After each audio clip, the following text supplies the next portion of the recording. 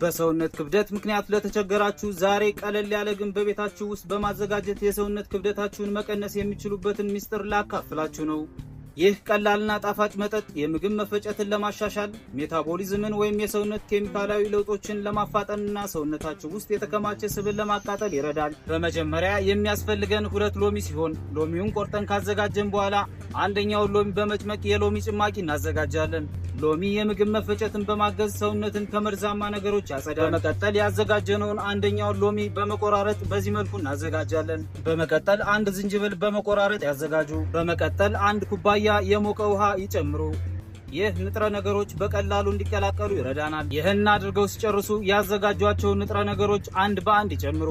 በመጨረሻም 2 የቀረፋ እንጨት ይጨምሩ። ቀረፋ የደም ስኳር መጠንን በመቆጣጠር የምግብ ፍላጎታችንን እንዳይጨምር ያግዛል። ይህን ያዘጋጁትን መጠጥ በባዶ ሆድ ሲሆኑ ጠዋት መጠጣት የሚችሉ ሲሆን ለተሻለ ውጤት ግን ከ1 እስከ 2 ወር ሳያቋርጡ ይጠጡ። ሞክሩትና ለውጡን በራሳችሁ ላይ ተመልከቱ። ቪዲዮው ከተመቻችሁ ፎሎ ማድረግ እንዳይረሳ።